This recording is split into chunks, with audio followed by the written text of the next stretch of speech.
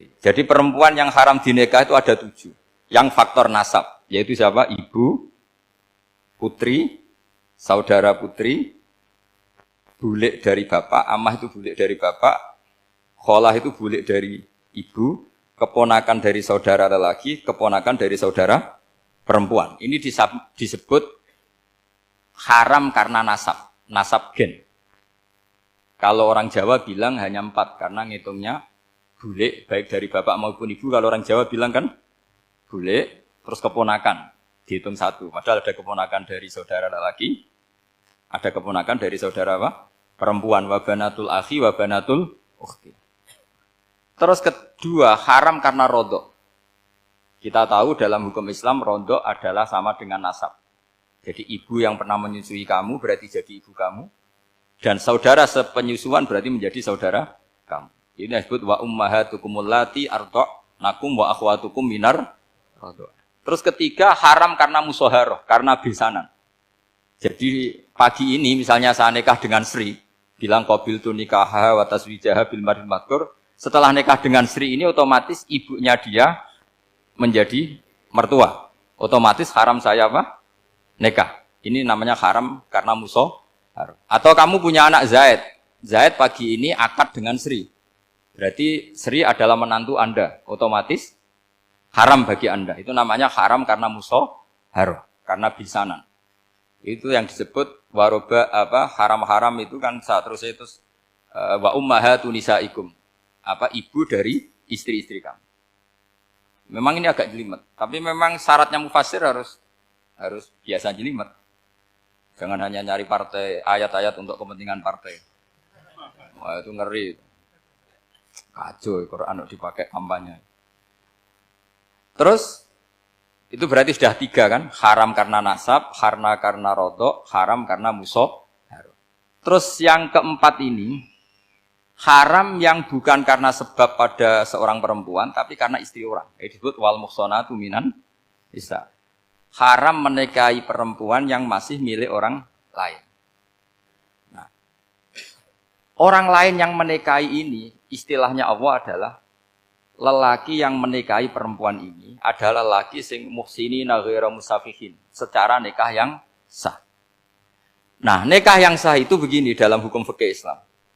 Saya nikah dengan Sri, kalau hanya akad, itu saya wajib bayar mahar hanya separuh. Jadi kalau saya janji bayar 1 miliar, berarti wajib bayar berapa? 500 juta. Kalau janjinya 100 juta, hanya bayar 50 juta. Itu yang wajib bil akdi. Nanti wajib sepenuhnya nunggu bil jima. Kalau sudah hubungan intim, baru wajib 100%. Jadi kalau ada di Jawa, nikah dengan seperangkat alat sholat, itu yang atasannya tok, itu wajib karena akad. Nanti bawaannya nunggu setelah hubungan apa? Intim. Ini hukum Quran, bukan hukum saya. Makanya kan wa in talaqtumuhunna min qabli an tamassuhunna, saat terus fanis huma faradtum. Hanya wajib bayar setengah. Nah, perempuan yang sudah diajak hubungan intim itu kata Allah fa'atuhunna ujurahun, maka wajib kamu bayar penuh. Jadi ayat itu tentang perempuan yang sudah dinikah, kita harus bayar berapa? Harus bayar penuh. Ini penting saya utarakan. Nah, problem kita sebagai orang Indonesia, ini juga problem Pak On, problem semua kiai. Mahar di Indonesia itu nggak bisa dibahas di Quran. Karena keterlaluan, kecilnya itu keterlaluan. Saya ini kan kiai, sering ngakatkan tuh sampai bosen, seperangkat alat sholat. Itu ngawur sekali, ini mbak-mbak harus nggak mau gitu. Saya provokasi minimal itu ya berapa? 100 juta berapa? Pantasnya berapa? Pantasnya berapa? 10 gram itu berapa nilainya? Kan 1 gram 500.000, baru 5. Ya sudah mendingan itu 10 gram. Quran itu bayangannya gini, sambil latihan, yang hafal-hafal biar latihan. Jangan dapat beasiswa karena hafal tapi nggak jelas jeluntrungannya. Quran itu bayangannya gini, ini nggak mungkin Quran ini bisa dibaca di Jawa. Wa in aradtum istibdala zaujim makana zauji wa ataitum ihdahunna qintaran fala ta'khudhu minhu syai'a. Jika kamu nikah sama seorang perempuan, kemudian kamu cerai, maka mahar yang sudah kamu berikan jangan ambil lagi. Karena mahar di Arab itu mahal, 100 juta, kadang mobil Alphard, kadang GMC. Sehingga setelah menceraikan tuh kebayang menarik. Kok enak dulu saya memberikan itu kan dapat servisnya. Sekarang sudah saya cerai, saya tarik. Kalau mahar di Indonesia kan seperangkat alat sholat. Jadi gak kebayang ada kalimat fala ta'khudhu minhu syai'a, jangan ambil lagi. Kebayang ngambil aja enggak? Apalagi kalau nikahnya sudah 2 tahun kan sudah lusuh, sudah.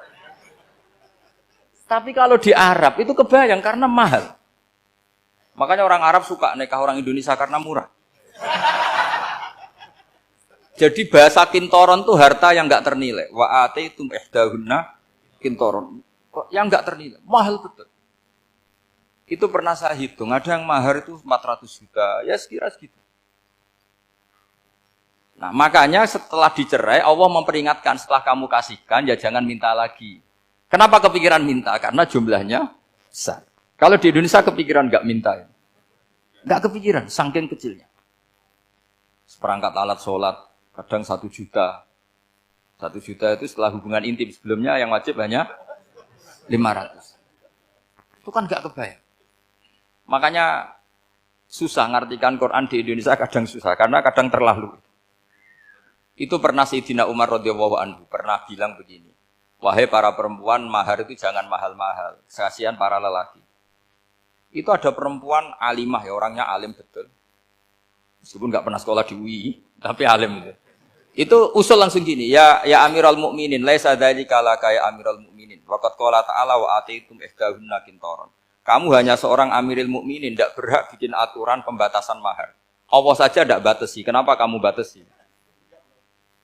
Sehingga dulu yang namanya nikahnya Sulaiman Agung atau Jamaluddin siapa Ratu Agung itu, kalau hadiah ya sampai tas mahal itu. Ini kan dari bahasa Arab mumtaz mahal, mumtaz itu istimewa, mahal itu tempat. Dia punya istri yang sangat dicintai, dikasih hadiah mumtaz mahal. Terus ilat Jawa jadi apa?